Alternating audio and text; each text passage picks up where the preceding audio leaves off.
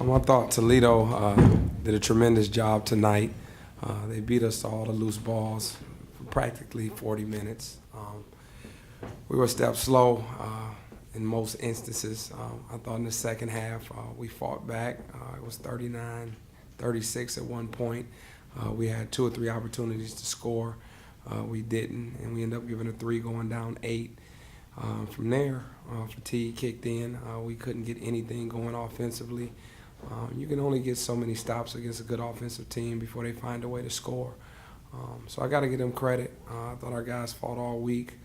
This is our 5th game in 7 days, and we're not making any fatigue excuses, but I thought they're late in the second half, midway through the second half, it kicked in on us when we couldn't manufacture any points. But I'll open up some questions from you guys. Shante, obviously this is not the way you want to go out, but how many was it for you to improve on the second half? So, can you repeat the question? Well, how huge was it for you to get your groove back in the second half? Obviously we were down at halftime, so any momentum to try to get things turned towards our way was important. Never really got my groove like I wanted to, defensively or offensively, but we put together some stops. At one point, we just couldn't score the basketball. Obviously, they're a highly offensive team, so we got to match that as well as play Eastern Michigan defense. So we just weren't able to score the basketball. Shante, I know the mood in the locker room is probably pretty down right now, but when time passes and you get a chance to look back at your time here, as far as the team is concerned, you managed to help turn the program around. And personally, you're walking away with some hardware, the Defensive Player of the Year award. Any early thoughts on your career and how you feel about your time at Eastern? Honestly, I don't want to comment on it right now just because of the loss. I don't want to, but obviously it was good for me to win the Defensive Player of the Year, but our main goal was to change the culture, get to the NCAA tournament, postseason play mainly. It's tough to lose tonight, so it's a little hard to reflect on my time here, but obviously I feel a little bit incomplete that we weren't able to make it to the championship, try to advance to the NCAA tournament. Back to the game, it seemed Pearson was able to do some things down low. How was that frustrating you, or was that just his athleticism? Every time we play that guy, he's pretty active. That's just the way he plays. He's aggressive, goes to the basket hard. I wouldn't say it frustrated me. It frustrated me that I couldn't block his shot sometimes, but he just came out to play tonight and we didn't, and it benefited his team.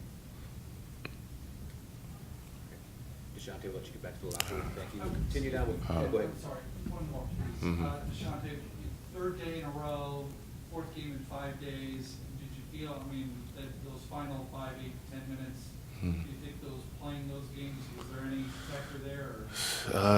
Yeah, I don't want to say that it didn't play a factor.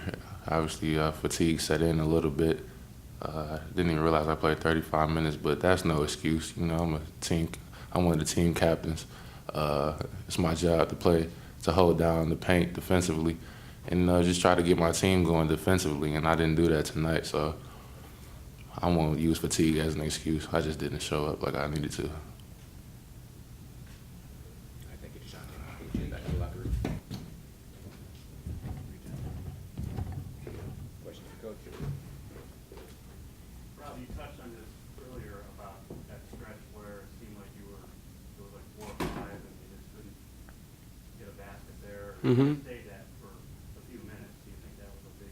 Yeah, that was huge. We charted on the bench. I believe we got maybe 4 to 5 stops in a row, and we had 3 chances to score the ball. Darrell Combs turned it over. JR had a chance at a 3-point shot he missed. Carrington Ward had a chance to tie the game.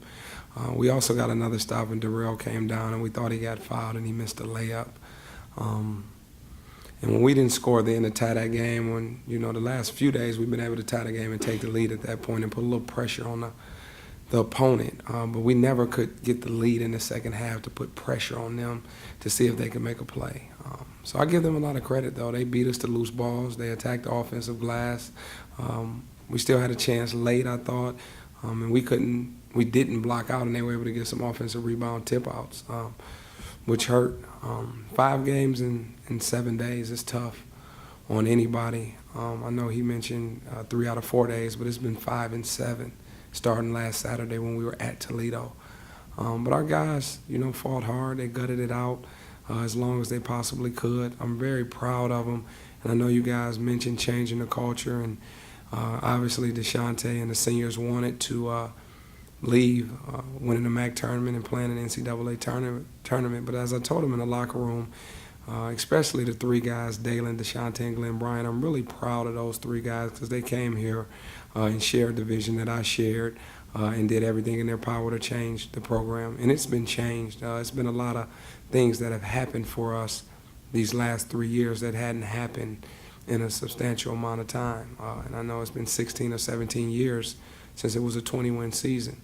It was 15, 16 years since it was a winning record in conference. And I can go so on and so on.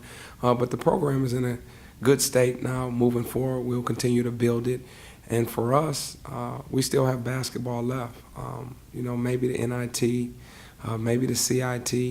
We've been in communication with both those folks. So it's basketball left. I know it's not what we wanted, but for this program where we come from, we still have a lot of positives to look forward to. Coach, I know you always emphasize team ball, but how huge was it for Karen to work with a 20 last game with Toledo?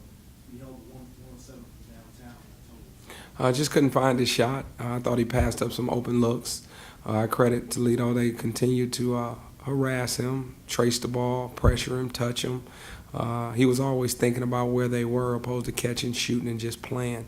But again, that's a credit to them. I encouraged him to continue to shoot, but he just couldn't find his rhythm. I don't think it was fatigue with him because he's a super athlete who was in tremendous shape, but he just couldn't find the rim tonight.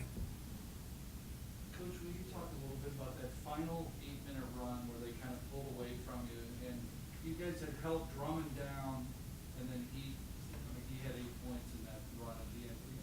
Something different he did, or just kind of? Well, I thought our reaction time when the ball went into the high post, he cut back door a few times and got fouled and was able to get a layup, something they drew up probably in a timeout.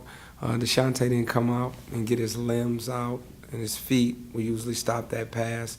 And then our forwards didn't drop. So anytime we don't execute what we're supposed to do, teams capitalize, and that's simply what they did. And again, give them credit. They did a hell of a job of sticking with it. Even when they couldn't score, they continued to stop us. They're number 2 seed. They've had a tremendous year thus far. Anytime you can put together 27 games, you've done a hell of a job, a hell of a coaching job. Guys have bought in as a team, and I give them all the credit. They got a good team. They got a good program, and I continue to look forward to competing with them year in and year out. Thank you, Coach. All right. Thanks, guys.